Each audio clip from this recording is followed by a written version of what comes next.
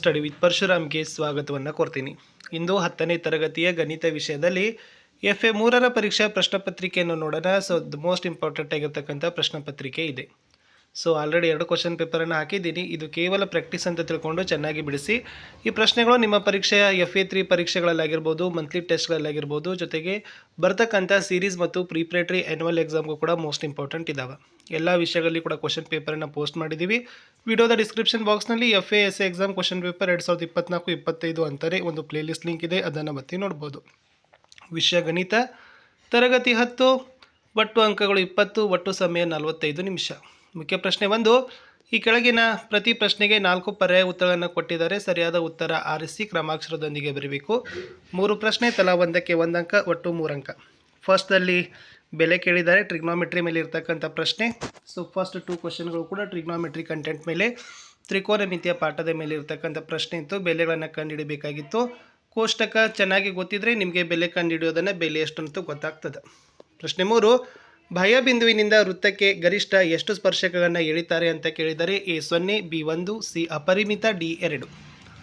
ಇನ್ನು ಮತ್ತೆ 1 ಅಂಕದ ಪ್ರಶ್ನೆಗಳಲ್ಲಿ ಟ್ರಿಗ್ನೋಮೆಟ್ರಿಯಲ್ಲಿ ಬೆಲೆ ಕಂಡುಹಿಡಲಿಕ್ಕೆ ಕೇಳಿದರು. 5ನೇ ಪ್ರಶ್ನೆ. ಒಂದು ವೃತ್ತದ ವಿಸ್ತೀರ್ಣ 4 ಪೈ ಚದರಮಾನಗಳಾದರೆ ಅದರ ಪರಿಧಿಯ ಉದ್ದ ಎಷ್ಟು ಕೇಳಿದರು. 6ನೇದು. ಸೊ ಈ ಚಿತ್ರದಲ್ಲಿ PCಯ ಉದ್ದವನ್ನು ಕಂಡುಹಿಡಲಿಕ್ಕೆ ಕೇಳಿದರೆ ಚಿತ್ರ ಚೆನ್ನಾಗಿ ಅದನ್ನು ಅಬ್ಸರ್ವ್ ಮಾಡಿರಿ. 2 ಮಾರ್ಕ್ಸ್ ಕ್ವಶನ್ಸ್ಗೆ ಹೋಗೋಣ. ಇಲ್ಲಿನೂ ಕೂಡ 4 ಇದ್ದಾವೆ, ಪ್ರತಿಯೊಂದಕ್ಕೂ 2 ಅಂಕ. ಸೊ ಬೆಲೆ ಕಂಡುಹಿಡಲಿಕ್ಕೆ ತ್ರಿಕೋನಮಿತಿಯ ಪಾಠದ ಮೇಲೆ ಇರ್ತಕ್ಕಂಥ ಪ್ರಶ್ನೆ. 8ನೇ ಪ್ರಶ್ನೆ. ಗೋಪುರದ ಪಾದದಿಂದ 20 ಮೀಟರ್ ದೂರದ ನೆಲದ ಮೇಲಿನ ಒಂದು ಬಿಂದುವಿನಿಂದ ಗೋಪುರದ ತುದಿಯನ್ನು ನೋಡಿದಾಗ ಉಂಟಾದ ಉನ್ನತ ಕೋನ 30 ಡಿಗ್ರಿ ಆದರೆ ಗೋಪುರದ ಎತ್ತರವನ್ನು ಕಂಡುಹಿಡಿಯಿರಿ.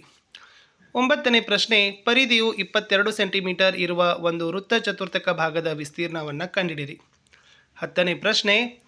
ಪಕ್ಕದ ಚಿತ್ರದಲ್ಲಿ ಕೋನ POAನ ಅಳತೆಯನ್ನು ಕಂಡುಹಿಡಲಿಕ್ಕೆ ಕೇಳಿದರು. ಇನ್ನು ಲಾಸ್ಟ್ 3 ಮಾರ್ಕ್ಸ್ ಕ್ವಶನ್ 2 ಇದ್ದಾವೆ. ಸೊ ಇದು ಕೂಡ ಸೇಮ್ ಟ್ರಿಗ್ನೋಮೆಟ್ರಿ ಮೇಲೆ ಇರ್ತಕ್ಕಂಥ ಪ್ರಶ್ನೆ. ಇದು ವೃತ್ತದ ಮೇಲಿನ ಪ್ರಮೇಯದಲ್ಲಿರ್ತಕ್ಕಂಥ ಪ್ರಶ್ನೆ.